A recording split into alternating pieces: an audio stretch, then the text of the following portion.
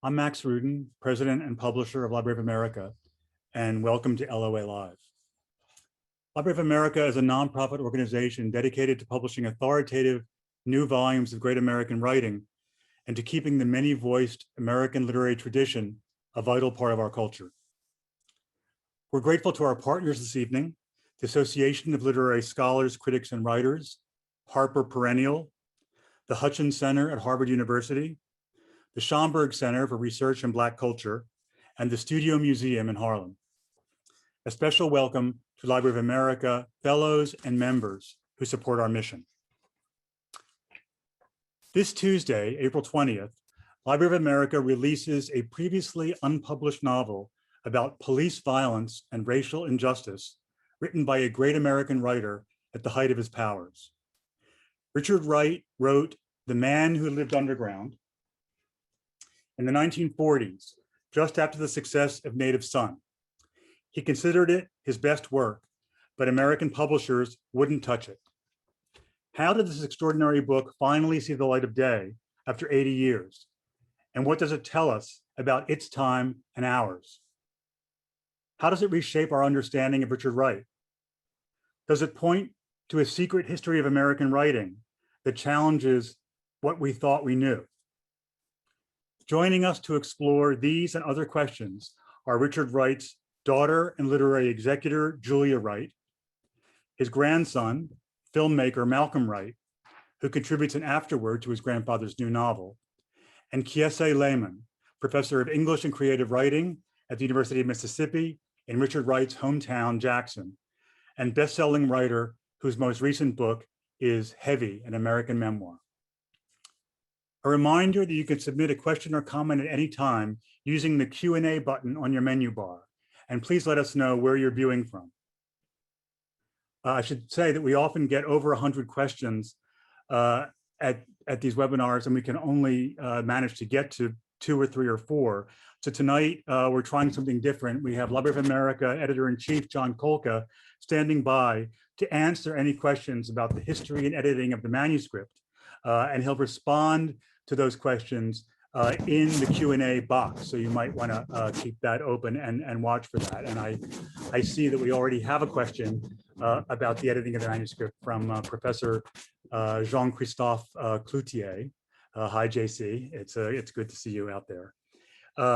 Anyway, look for that in your Q&A box. And now to start us off, here's André Holland, star of the films Selma, Moonlight, and many others, reading the opening of The Man Who Lived Underground. The Man Who Lived Underground, Richard Wright. The big white door closed after him. He pulled his ragged cap low over his eyes and headed through the summer dusk for the bus line 2 blocks away. It was Saturday evening. He had just been paid off. A steady breeze from the sea dried his sweaty shirt. Above him, red and purple clouds hovered above the edges of apartment buildings. He neared a street intersection, paused, and looked at the slender roll of green bills clutched in his right fist. In the deepening gloam, he counted his wages. 5, 10, 15, 16, 17. He walked again, chuckling. Yeah, she never makes a mistake. Tired and happy, he liked the feeling of being paid on a Saturday night. During 7 sweltering days, he had given his bodily strength in exchange for dollars with which to buy bread and pay rent for the coming week. He would spend tomorrow at church. When he returned to work Monday morning, he would feel renewed. Carefully, so that he would run no risk of losing it, he put the tight wad of crisp bills securely into his right trouser pocket and his arms swung free. Street lamps blazed suddenly, and 2 lines of lazy yellow gradually converged in the distance before him. Mowing that lawn made my hands sore, he said aloud. Before him was the white face of a policeman, peering over the steering wheel of a car. 2 more white faces watched him from the rear seat. For a seemingly endless moment in the balmy air of an early summer night, he stood immobile. His blistered palm uplifted, staring straight into the blurred face of a policeman who was pointing a blinding spotlight full into his eyes. He waited for them to question him so that he could give a satisfactory account of himself. After all, he was a member of the White Rock Baptist Church. He was employed by Mr. and Mrs. Wooten, two of the best-known people in all the city. Come here, boy. Yes, sir, he breathed automatically. He walked stiffly to the running board of the police car. What you doing out here? I work right back there, mister, he answered, his voice soft, breathless, pleading. Who for? Mrs. Wooten, right back there at 5679, sir, he said. The door of the police car swung open quickly and the man behind the steering wheel stepped out. Immediately, as though following in a prearranged signal, the other two policemen stepped out, and the three of them advanced and confronted him. They patted his clothing from his head to his feet. He's clean, Lawson, one of the policemen said to the one who had driven the car. What's your name? Asked the policeman who had been called Lawson. Fred Daniels, sir. Ever been in trouble before, boy? Lawson said. No, sir. Where you think you're going now? I'm going home. Where you live? On East Canal, sir. Who you live with? My wife. Lawson turned to the policeman who stood at his right. We better drag him in, Johnson. But mister, he protested in a high whine, I ain't done nothing. All right now, Lawson said, don't get excited. My wife's having a baby. They all say that, said the red-headed man who had been called Johnson. A spasm of outrage surged in him, and he snatched backward, hurling himself away from them. Their fingers tightened about his wrists, biting into his flesh. They pushed him toward the car. Want to get tough, huh? No, sir, he said quickly. Then get in the car, goddammit. He stepped into the car, and they shoved him into the seat. Two of the policemen sat at either side of him and hooked their arms in his. Lawson got behind the steering wheel. But strangely, the car did not start. He waited, alert but ready to obey. Well, boy, Lawson began in a slow, almost friendly tone. Looks like you in for it, huh? Welcome to our panelists, American literary royalty, and Kiese, it's good to see you too. Welcome. What's up? Okay, so I guess the first question I'd like to ask everyone, and several of the some audience members have already asked, what struck you when you first read this book? I mean, describe your reaction when you first read this novel-length version of The Man Who Lived Underground. And I'm actually going to work our way up to Julia because I want to stay with her for the next question. So maybe we'll start with Malcolm on this question. Okay, yeah. So look, it was a case of sort of being really wed to the man who lived underground that I knew beforehand, and I had this anxiety that I think people often have when something that isn't broken is being proposed to be fixed, so to speak, and you know, the fear of the unknown of what might be added to it. And that was an ongoing fear as I read through the pages, and it took some time for the new reality of what the story had actually been intended to be to sink in and to work its magic on me. And it took quite a while. I mean, I was sold very quickly to the beginning being extremely important. The end was a little bit trickier for me because the ending changes as well with the sort of apocalyptic bombardment of the unnamed city that the story unfurls in. And it took me a while, but I have now understood just how important that ending is also. So yeah, that was how I reacted. So Kiese, you opened the manuscript and here was this amazing opening section. I mean, what hit you about that? Oh, thank y'all for making time and space for me here, and this is royalty. I did an event with Miss Julia Wright a few days ago, and I told her, like, I don't believe in royalty, but if I did, this would be it. So I'll just say two things, and I can talk more later if we keep going. The first thing that really stunned me about The Man Who Lived Underground was what Wright did with the underground as a site of exploration and experimentation. Because I actually think that is what Wright spent his lifetime doing, like experimenting not just with different politics, but also with different forms. And so reading the book the first time, I was just like amazed at what Wright made Fred Daniels think and do and feel under that ground. The second thing that really got me was the letter that, I mean, what I call it a letter, was the essay that Wright writes about his mother.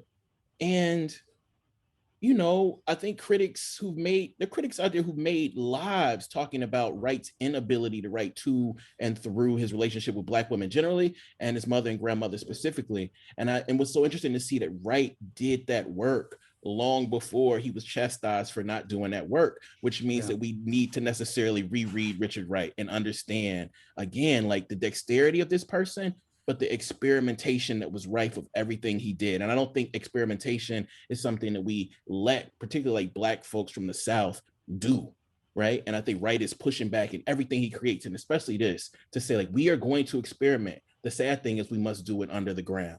And what are the consequences of that? So that's what I felt. It's really interesting. Julia, how about you? What was your impression when you read this, when you read the full manuscript for the first time?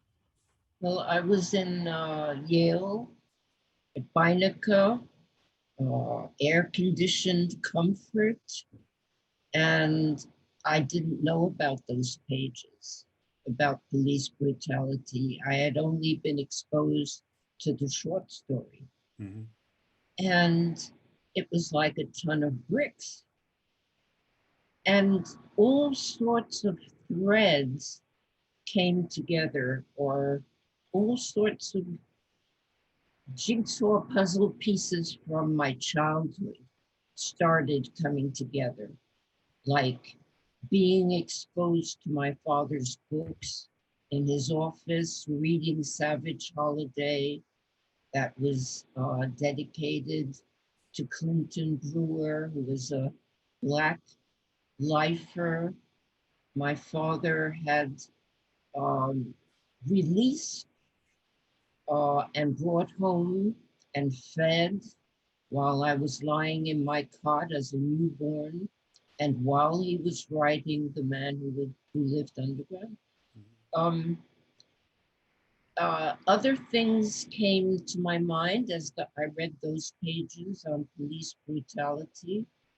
The fact that at the time I was living in France, but traveling to the United States to visit prisoners on death row because of Clinton Brewer and my father's legacy in that respect. And as I traveled to the United States in those years, I could not help noticing that in the streets, in the cities, wherever I went between France and death row, there were shootings of unarmed Black people, mostly Black, but white also. And here was my father talking about the same thing. It was déjà vu. It was like, it was eerie. It was more eerie than the eerie part of the surrealistic second part of the book.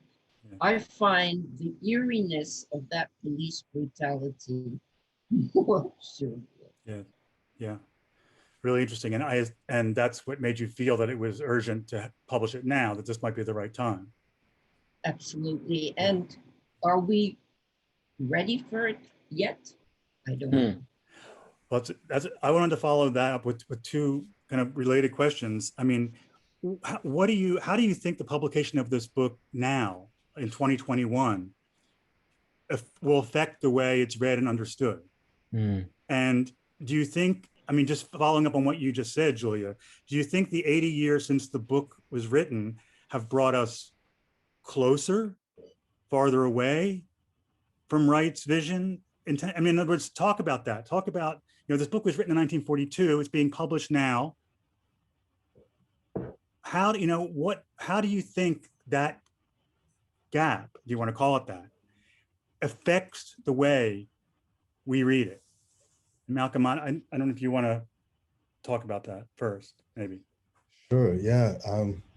Well, I mean, of course, part of one who cares about this story and about these issues wants to mourn the fact that so many people have died between then and now, and their deaths have been swept under the carpet, and this problem of police brutality has sort of spiked at times when it was unavoidable. When we saw Rodney King being beaten, we couldn't hide for a while, then we managed to hide again.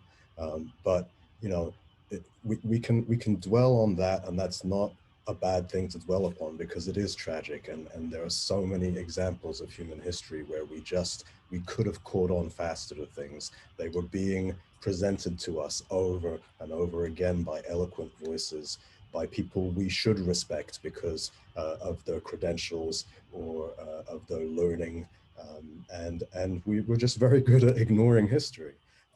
But I think that there's another angle that we can take, and the work is prophetic in more than just the continuation of police brutality. Right.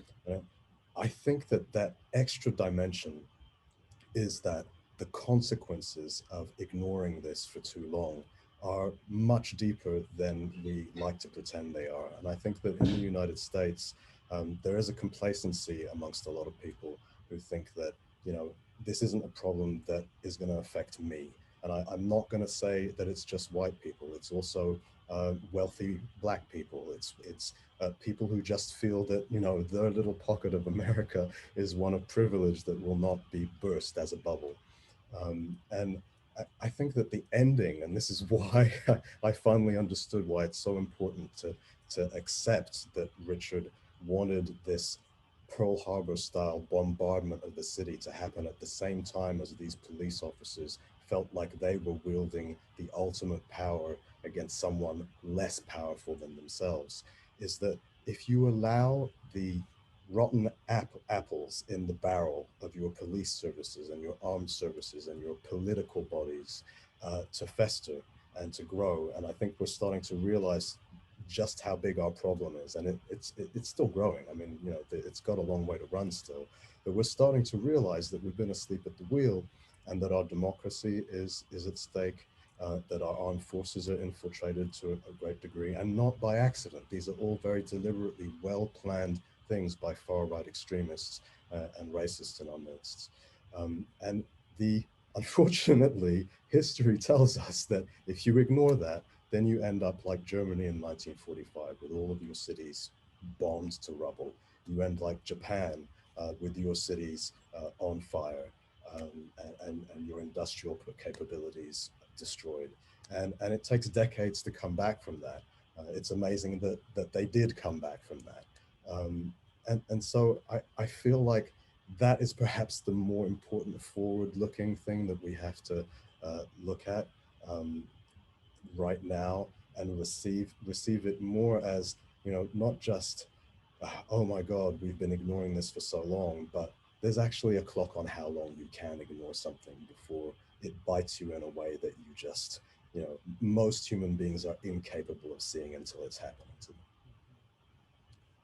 them. Thank you. I mean, Kiese and Julia, I don't know if you want to comment on that question. I had another kind of related question, but I didn't want to give you a chance if you wanted to say something about that issue of the timing. I mean, the other thing that strikes me about, we think about this, the subject of police terrorism, essentially, in American literature, associated really with a later period. We think about Baldwin's Beale Street, and we think about No Name in the Street in the 70s, really, and yet here's this book. Interestingly, one of the Pat McPherson, one of our audience members, pointed out that Beale Street also features, a man faced with prison whose wife is pregnant, and that there's an echo interestingly there. But so we associated this with the period 30 years after the 1942 when Richard Wright wrote this. And I do want to get into the experimentalism in a moment, but just on this issue for a second. I mean, here's a man who was born in 1908 in Mississippi, and yet is able to be really the first person to address this subject powerfully in American writing. And I wonder what you think it is about Richard Wright that made that possible for him. Well, I mean, I think there are a lot of things that make it possible, but one is Richard Wright's devotion to love and body. And I think this is really important that we tease this out, because I think there's a way that we talk about Richard Wright's writing, all of us, even those of us who love Richard Wright, that often just forgets the middle. And I think that the middle of this book, I hear we're going to talk about experimentation later, but I think it's really important that we understand that Richard Wright was attempting to use his art to experiment about ways to love Black people. Was it Pan-Africanism? Can you love Black people by actually like modeling the ways of like white Christianity? Must you push back? And so I just want to say one of the things that I see Richard Wright doing in the middle of this book, right? Like after Fred Daniels goes underground, is we see the actual character confronting a lot of things that the actual writer was. But I don't want to lose the fact that he's confronting these things in a hope and a desire to love and treat Black people better. I just want to make sure we do not lose that in this conversation about police brutality, carcerality. Black love is something people, I think, uncritical critics like bash Richard Wright for. But I don't think it takes much to see that Richard Wright was attempting to explore not just the limits, but the potential of Black love. And the question to me is like, why must he go underground to explore that? So I just want to leave it with that. Julia, do you want to weigh in or do it? Yes, I like the mention of love, Black love, because, and then the other side of it is hunger, right? Yes. He was devoured with hunger, and hunger devoured him. And he saw the world through the lens of hunger. And the way he apprehended the world was through layers and layers of drawing in intellectual food.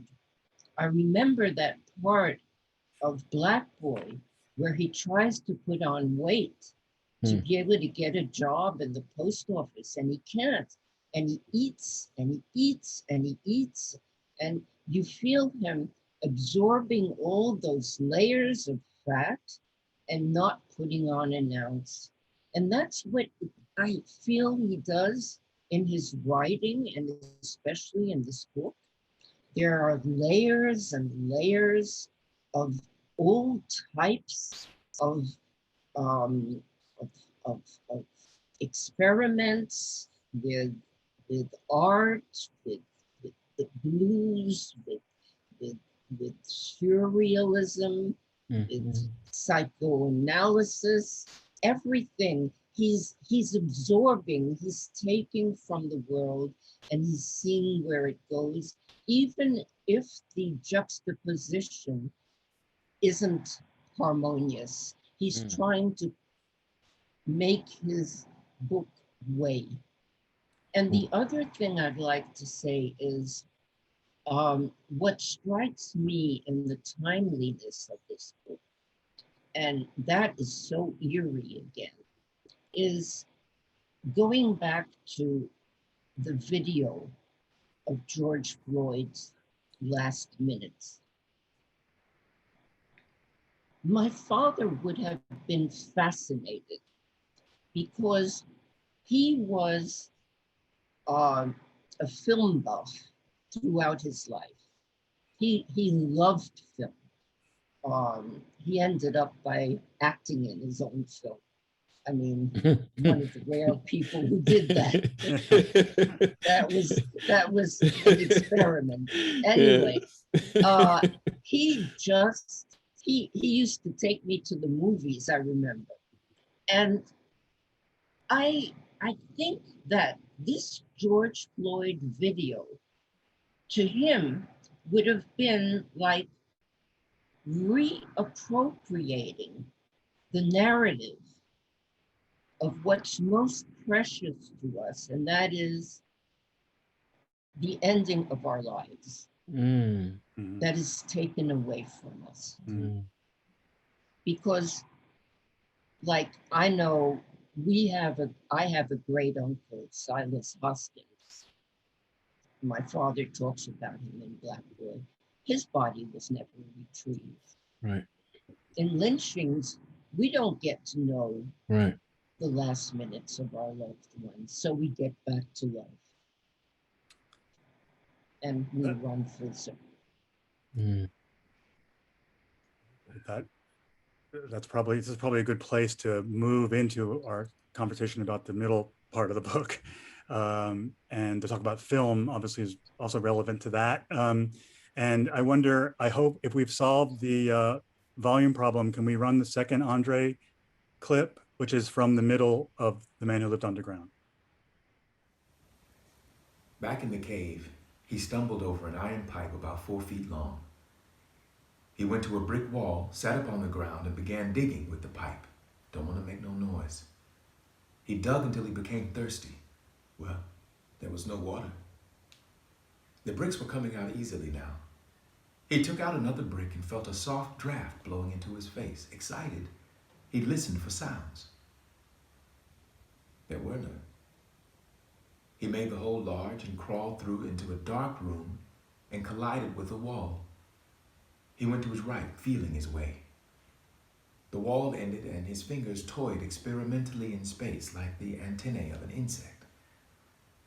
His body tensed. He heard a human voice, faint and far off. He went forward into the darkness and his feet struck something that sounded hollow, like wood. What's this? He felt with his fingers. Steps. Where did they lead? Should he go up? Stooping, he pulled off both his shoes and mounted the steps cautiously and saw a chink of yellow light showing through the keyhole. The voice came clear. A man was speaking. He placed his eye to the lock, and at first he could not make out what he saw. Directly in the narrow line of his vision was the nude, waxen body of a black man stretched out upon a long, white table. The invisible voice droned on in indistinguishable words, neither rising nor falling. About the black, naked figure, with its wax-like and semi-transparent pallor, were many medical instruments. Upon a green wall was suspended a huge glass container filled with a deep red liquid. He craned his neck, still puzzled. Then he was shocked to see the tip end of a black object lined with pink satin. A coffin. This is an undertaker's place. He shuddered, and a fine spun lace, icy and invisible, covered the skin of his body. But that clip was from the middle of the novel. And I just wanted to ask the panelists, so the middle of the novel works through this incredible visual poetry. There are these scenes of it's in a sewer and it's dark, and then there's like an undertaker's, and there's an office building, and we get these glimpses almost as if we're watching a movie, and then suddenly we are watching a movie. And it's amazing, and it's brilliant, and part of the reason it's so amazing, I think, is because I think, as Kiese was saying, Richard Wright is often talked about in terms of this kind of brutal naturalism, or kind of didacticism, and here's this surreal, poetry in visual terms, which and so I wanted to ask you your experience of reading it. What's the experience like of moving from that first section into this dark underground middle section? I mean, in some ways it's very different. In other ways, as Julia was saying, the first part's also kind of surreal and dreamlike in a way too. He doesn't know what's happening to him. So I wanted to start there, like just as a reading experience, what's it like for you in reading this book to move from that first section into this surreal middle section? And anyone, Kiese, if you want to go first. It was sublime, fam. Like I'm not being hyperbolic because to me, again, you know, when I read this book, the week I read this book, I understood that the nation might focus on the first few pages and what's happening to Fred Daniels to lead him into the whole. But as a writer and as a Black creative out of Mississippi, I mean, fam, like the patience that writer, regardless of whether that man's name is Richard Wright, shows in that middle part, fam, and the way he actually shows us that what he's seen is necessarily part of a film, right? Like it's a meta move. I think his entire book is a meta move, but that's like a holy meta move, fam. And again, because I'm reading Richard Wright now post all of the criticisms that not only Baldwin made, but that I've made and that other people have made. And it's amazing to see Richard Wright anticipate the criticism long before the criticism was even made, which means that the criticism might be a little bankrupt. That's what I felt. Yes. Excellent. Julia, Malcolm, what was your sense of it? Or what is your sense of it? You go first. Well, getting into the underground, I had to see it from my father's point of view. So I'm going to take a step back and try to see what maybe he could have seen. After writing Native Son, he was invited to do a few sessions of psychoanalysis with a psychiatrist who was a friend called Dr. Frederick Wortham. Dr. Wortham was interested in finding out what had driven Richard Wright to create such an incredible character as Bigger Thomas.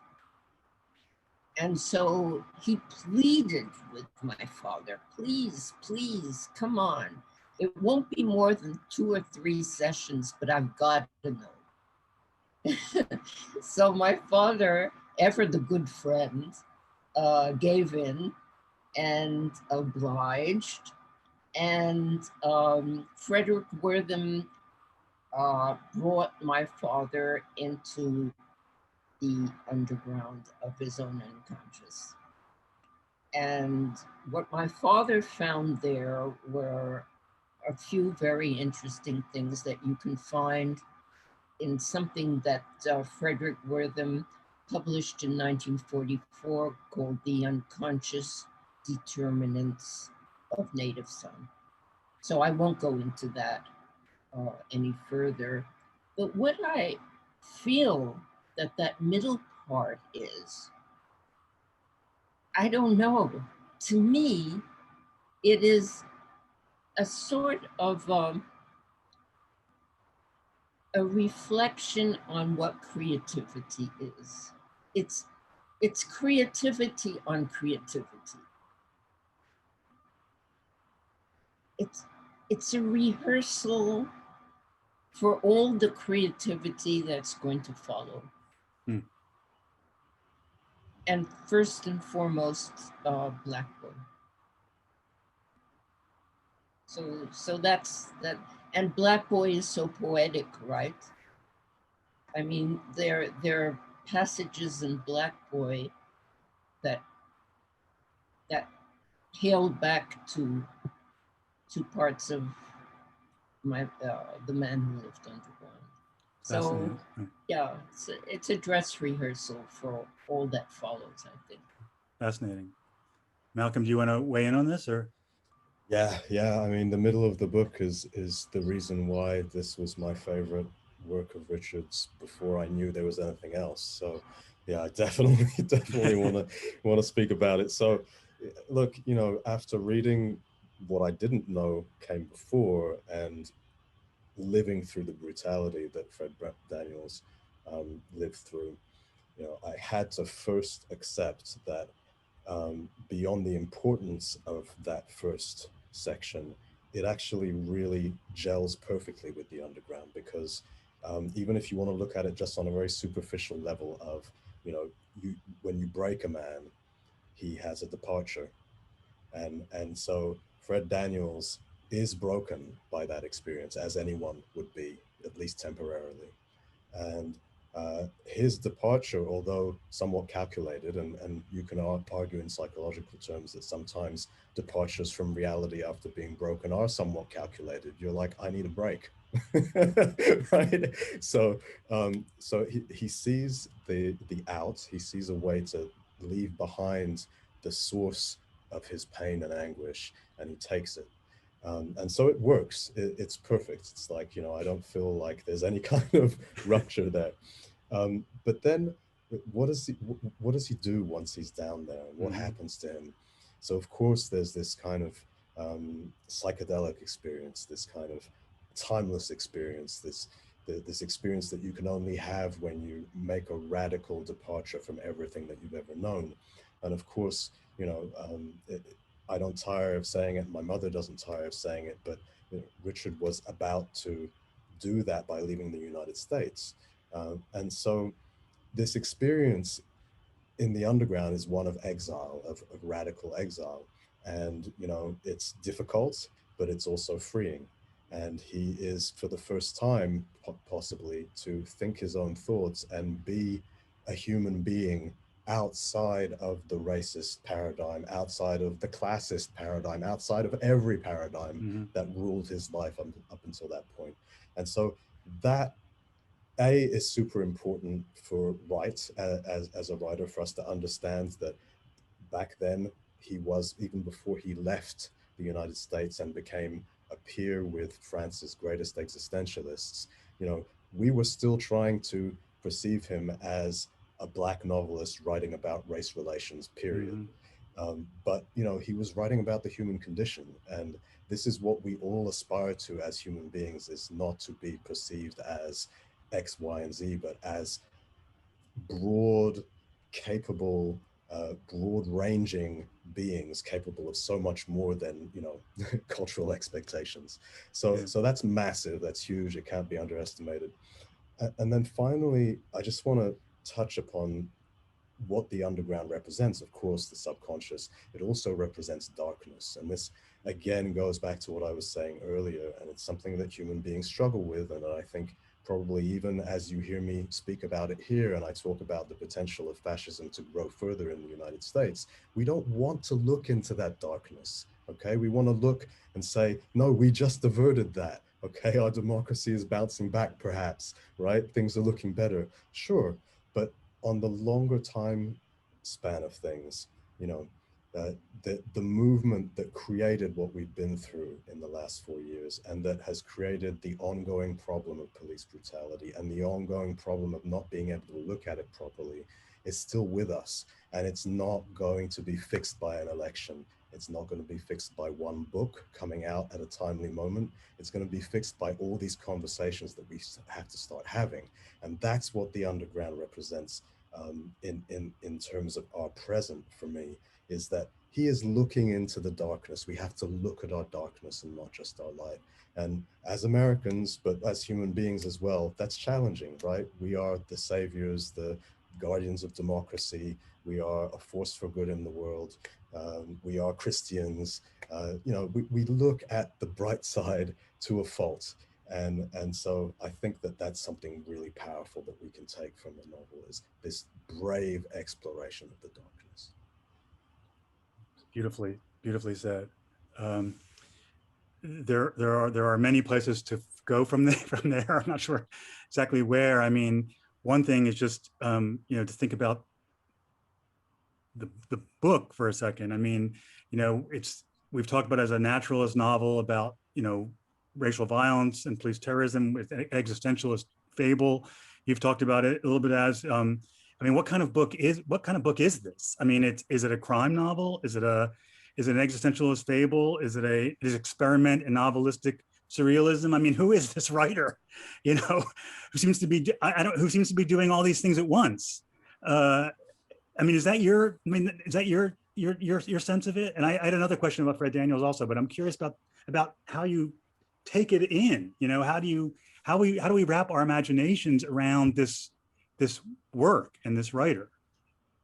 I mean, I don't want to jump to the last part, but I think Wright's last part encourages us to sort of describe, using the language he gives us, what we experienced.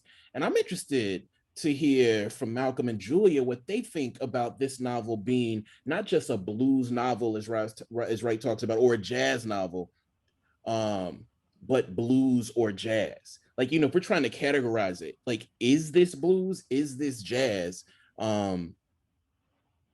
Because I actually see more in line with that than I see in line with the American novel at the time that this was written. Do you know what I mean? Mm-hmm. Yeah. If you want me to jump in, I personally would see it as jazz, just because, you know, that's what the freedom of when, you know, time doesn't exist anymore and the strictures don't exist anymore, and you get to explore in that way.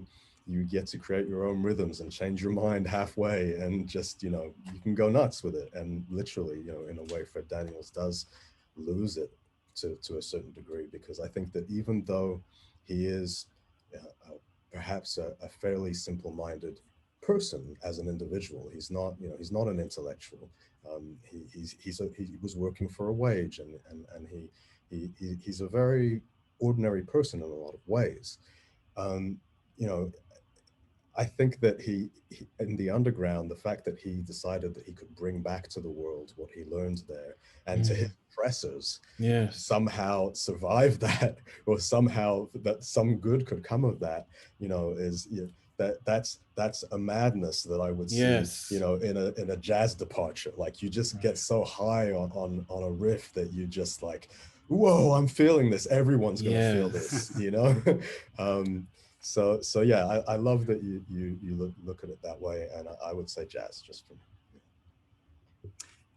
I mean, I was going to ask you just to follow up on this question of, you know, I mean, he's forced into the darkness and forced to look at it, and part of his journey there is trying to understand what it is that he's seeing, and you know, he does a lot of his thinking in the imagery of the book, and I don't want to, you know, spoil it for people, but there is that astonishing scene in the cave where he decorates, that's the right word, you know, the cave with these green bills and these diamonds and all these things which represent value in the world above ground, and suddenly become, you know, trinkets or whatever. So, for him, it's just an astonishing scene.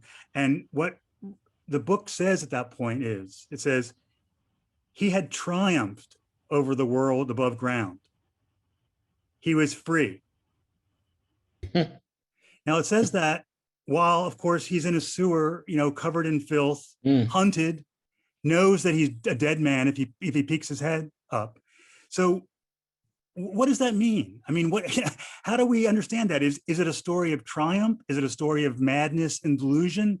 I mean, you talked about the fact that, you know, he stares in the darkness and gets some truth from that, and is able to see things from the outside. And Richard Wright talks about that in the essay. But you also said he's broken. And I'm curious to know what you think. How do you read that scene? He was free. Is this man, you know, it was crawled through this dirt tunnel into this cave. You know what I mean? I mean, how do you take that on board, that part? But that's that gospel. That's I just want to say, yo, like, I'm not trying to proselytize or blah, blah, blah. And I love that Wright runs through Christianity, not runs away from it, runs through it. But that's that gospel, fam. And what Miss Wright talked about George Floyd and in those final seconds where he yells to his mama, parenthetically, hold your hand out here for me, like I'm coming. We can give that to a lot of things too, fam, but that is, and the reason I want to give that to sorrow songs and gospel is because regionally that birthed Richard Wright. And again, he tried to run through it. and describe it and talk about all the shards and the way that shit tried to kill him. But that's that gospel. Like, that's where we from. Like that thing, that's that thing that we're from. And we don't want to like, we don't want that thing to swallow us and drown us as Black Mississippians. But I don't know how else to talk about it, fam. Like that's that gospel we grew up on, whether we call ourselves Christians or not. That's what that is, I think. I'd like to continue on that note. I think I'm continuing on your note by saying that even though I didn't grow up in the South, I grew up in Europe, my sense is that we all are broken as human beings. We're broken as Black people. And, to this paradox of him being broken and yet being free. And yet, we're touching genius here. We're touching the human condition. We're touching the heights of awareness and of enlightenment, in a sense, in the darkest place you can imagine, the darkest, smelliest place you can imagine. I think that these paradoxes are not meant to be resolved. And people, we say that genius is close to madness and vice versa. I think that, and I try to write about this perhaps a little awkwardly in the afterword, because it's a big subject to get into, but the idea is to bring something back from that divergence, from that departure from reality, from that broken episode. And that's what you see in people who survive, whether it's Black people who survived slavery, or in the modern day survive the conditions that we are surviving, or just any human being surviving difficulty. You survive because you bring something back from that edge that you visited. You don't go over the cliff, you come back, and it informs your life from there on, hopefully in constructive ways, but certainly in ways that help you survive. And so again, I just want to sound the note of, this is a survival tool that we have here that we should heed. And again, if we want to look at our darkness as Americans, we don't do well with shame. We don't do well with moments where we lose the plot, right? And so I think we need to look at Fred Daniels in that moment and accept that he has lost the plot, but that he has come back, or could come back, with something of value that we can embrace. We have this terrible problem with shame. We have to be proud about everything. If we criticize anything about ourselves, then we're America haters, or we're flag burners, or we're communists, or we're aiding the enemy, or whatnot. I mean, the nonsense is endless, but it's always the same nonsense, and when we look at the South now and its difficulty in embracing the fact that its heritage is fatally flawed, and it's not something to be proud about. And no, we're not supposed to be talking about Confederate heritage as something that, I want to be proud of my Confederate heritage. No, find something else about the South to be proud about. Confederate heritage is nothing to be proud about, unless you want to come out and say that you are a racist, which is really where we're coming to in society now, as people are kind of being pushed into, showing their true colors. And we're kind of waking up to what this really means when we say, I want to be proud of my Confederate heritage. So we need to embrace shame. We need to embrace the aspects of us that are broken. We have to look at them, and we have to just move on. Like, it's okay. We're imperfect. We're human. Yeah. Well said. Julia, a friend of yours, I think from Paris, Jake Lamar, has asked a question. And in fact, the most common question I can see in the Q&A is people are wondering about the relationship between the book and the Ralph Ellison novel, which was published 10 years later. And I'll just say that the words "invisible man" do appear on the manuscript of this novel, and Richard Wright talks in the companion essay about the influence of the Invisible Man movies on him. And we do know that Ralph Ellison read excerpts from the book when they were published. Brief excerpts were published in 1942, and probably Richard Wright shared the manuscript with him. But so I don't want to get into questions of influence, and a lot of people want to know, did Richard Wright ever say anything about the novel? But I'm more interested in your views on, here are these two very different books that use this trope, this idea of invisibility. And I just curious to know what you think about the different uses of it. I mean, Wright's use of it versus, or not versus, Wright's use of it, and it's compared and contrasted, I guess I would say, to Ellison's use. And Kiese, I don't know if you have a. I'll Oh, Julia, defer you go first. to Yeah. I'll defer to Kiese, but I'll read to you a snippet of an email I received yesterday from Alice Walker, who was reacting to the New York Times article on the man who lived underground. Happy birthday, Julia. With love from someone much moved by your father. This is so amazing and fascinating that this invisible man was created before The Invisible Man by Alice Walker. So she notes that, but I will defer to you. Oh, well, I'm going to come back to you because I want to one I'll just repeat something that Kevin Powell, the incredible Kevin Powell, said in our last conversation when quoting Toni Morrison, who was talking about Ellison, Invisible Man. Like, she says, like, the book works until you ask the question, invisible to whom? Mm-hmm. Right? Like, invisible to whom? And I would like us, those of you who do read this book, to ask that question. Can we ask that question of Fred Daniels?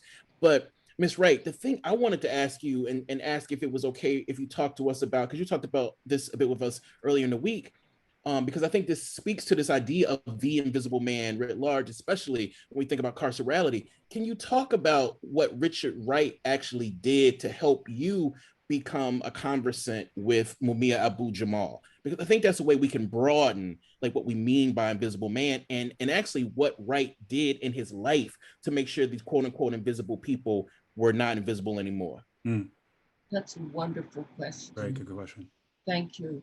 Well, anyway, Mumia, as I speak, is going to undergo open heart surgery with blocked arteries, shackled to his hospital bed. And I'm going to tell you,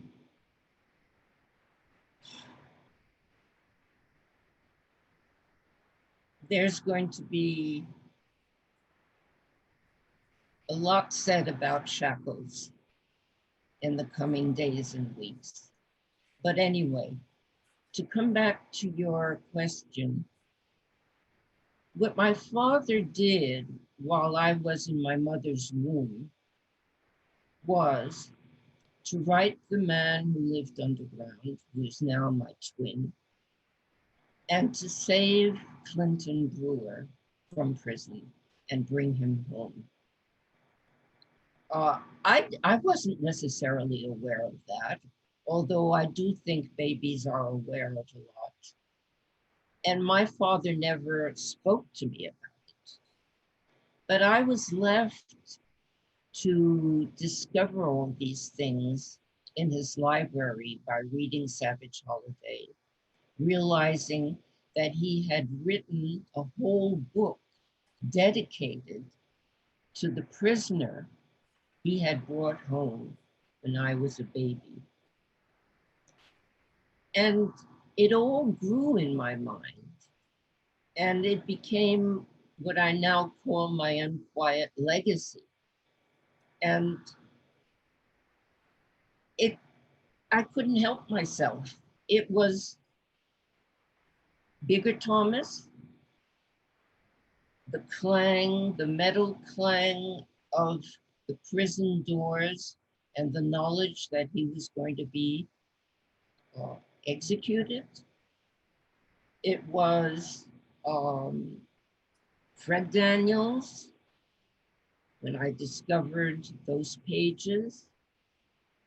It was the knowledge of great uncle Silas Hoskins and my father's questions when he was 9 years old, when he looks up at the adult in Black Boy and says, But why didn't anybody do anything?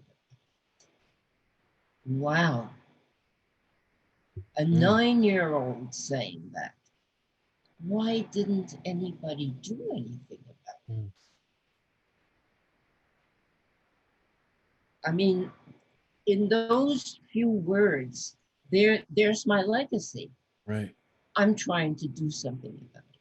We're all trying to do something about it, as Malcolm says, before it's too late. Thank you. Beautiful. Thank you. We are coming to the end already, amazingly enough. So I thought I'd just, maybe look at a couple of the questions from the audience. Again, I apologize to the audience. There's so many great questions. One person asks, how this changes the way we teach or understand Richard Wright, that is the publication of this novel. And I guess rather than, answer that way, maybe you could just, you could either answer personally and say, how does this, having read this book being out in the world now, how has it changed your sense of Wright's career or your sense of some of the other works you were more familiar with before this, the shape of that? Or you can either answer it that way personally, or more broadly, how does it change the critical, what this kind of received, critical understanding of Wright's place in American literature is? So either one of those angles. Malcolm, did you want to tackle that? Yeah, just very briefly, I love that question, and I think that gosh, if some of us could take this away from the story, it would be really amazing. Richard, what he wrote after he left America was, didn't receive the same critical acclaim in the United States as his earlier works, and in a way there was a sense of abandonment. He's not writing about us anymore. He's writing about stuff we can't relate to out in the wider world. And there was this, it was difficult for us to accept that, to let him go in a sense, to let him grow. And I think that this book is a fantastic bridge for us maybe to finally look at him in a way that allows him to grow 60 years after his death. He became so much more, and he discovered and wrote about so much more. And we as a nation, have been very closed in on ourselves. We're a massive nation, a powerful nation. And the image that I like to use for that is that something very dense and massive like a black hole, well, light bends in on itself. You don't see the rest of the world the way you could or should. And maybe now we can grow with him with this bridge where we understand he was thinking about leaving. He's writing about his exile in code in this book. He's spreading the wings of creativity. Let's take flight with him and start to see the rest of his work in a way that mature kind of world citizens should see that work. We can and need to become world citizens now. The time for us to just be self-referential and accept the world to look in on us and not to look out is long gone. And so that's what I hope we can take away from. That's beautiful. Julia, do you want to respond? Well, just to prolong my obsession with prison bars, I would say that the bars are not where we think they are, and perhaps some of our prisoners are more free in their minds than some of us who are allegedly free out here. And that maybe Richard Wright was one of the freest minds I've ever encountered. Kiese, did this book give you a different Richard Wright, a different African-American writing, a different American literature? I mean, how did it? Yeah, it did something that I wasn't expecting. I'm a writer because of my mom and my grandmother, but I'm the kind of writer I want to be because of Richard Wright, Morrison, and Baldwin. But when talking about my influences before this book, it was much easier for me to talk about Morrison and Baldwin because the reception, I assumed the reception on the other end of what I was saying was going to be more open. what this book did for me, and I talked about this the other day, was like when I'm talking about the greats in Mississippi, be it Eudora Welty, who I think is one of the most underread writers outside of our region, or Faulkner, who I think is one of the most misread writers in the nation's history. I don't have to demean those two writers anymore to talk about Richard Wright's import. And I never should have in the first place, because he can do everything they can do plus some. And I don't need to bash them to be like, they're not Richard Wright. I mean, that's actually me giving Welty and Faulkner credit. Like, they got halfway there. And I never had the confidence to say that until I read this book. That's great. Okay, well, here's the last question. And following, it's kind of a follow-up to the greatness of Richard Wright, as Kiese just kind of laid it out. Twyla Rochelle Cawthon of Hanover, Pennsylvania asks, will you ever consider hosting an annual Richard Wright festival? He's still not getting his total due. Mm-hmm. So I put that to the three of you. I think it's a good idea. Anything, is there an annual Richard Wright festival in the future? I guess no one wants to. Oh wait, can I ask one question? Can I ask one question? So like, okay, so for us who are not part of the family, Richard Wright is giant, but also for us for whom Richard Wright is giant, like the slights, like we take the slights so seriously. But can I ask the family, like, how do y'all deal with the slights that Wright gets? Like, do you make a mountain out of the slights like those of us who love, or do you just like write it off? You have to grow a tough skin. That's what my father taught us to do. Wow. Yeah. That's an amazing answer given what this man did for us. Wow. You have to grow a tough skin. Wow. So just to try to address the question from the audience, it would be great for there to be an annual Richard Wright festival or gathering. I know that there are there are small gatherings that happen even weekly of scholars and people who love his work who get together, and the internet's great for that, right? Anyone with any interest will find themselves. and there's some really prominent thinkers and writers who partake in these discussions around his work. But then something more public oriented. Let's do it. That'd be fantastic. And then what you were saying, he said, I think, wow,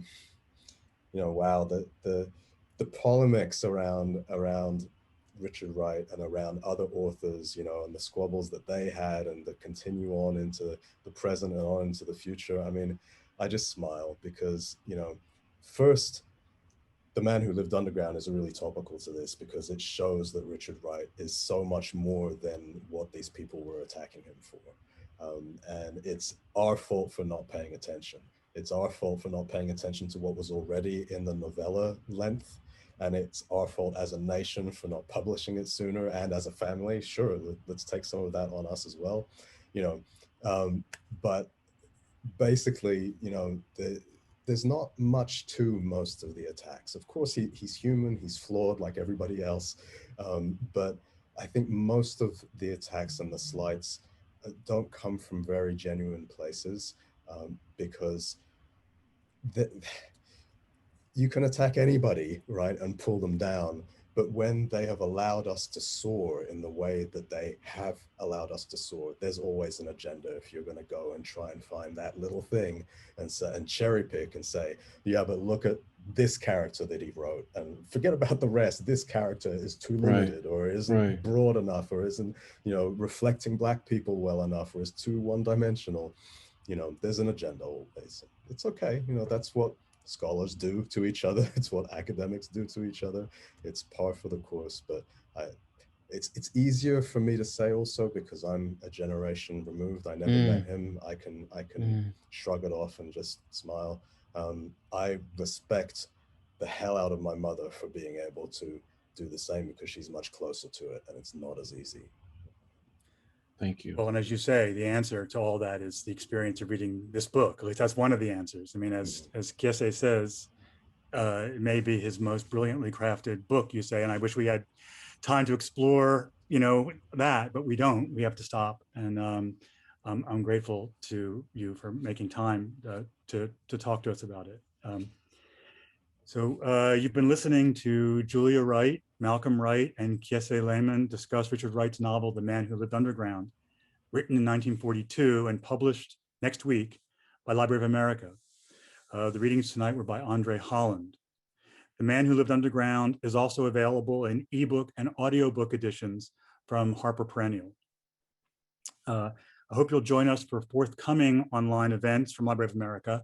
On April 22nd, it's a special Earth Day tribute to Pulitzer Prize-winning scientist and wonderful writer Edward O. Wilson, who has renewed our sense of the wonder and fragility of the natural world and humanity's place in it. E.O. Wilson's writing has just been published in the Library of America series, edited by renowned science and nature writer David Quammen, who joins us along with other special guests. Details about this and other upcoming LOA live events can be found on our website, loa.org. We will also find information about The Man Who Lived Underground, Library of America's definitive, unexpurgated Richard Wright edition, and the new E.O. Wilson volume, as well as links to purchase those and other volumes of great American writing. You'll also find recordings of tonight's and previous LOA live events. We're so grateful again to Julia, happy birthday, Malcolm, Kiese, and André, and have a wonderful evening.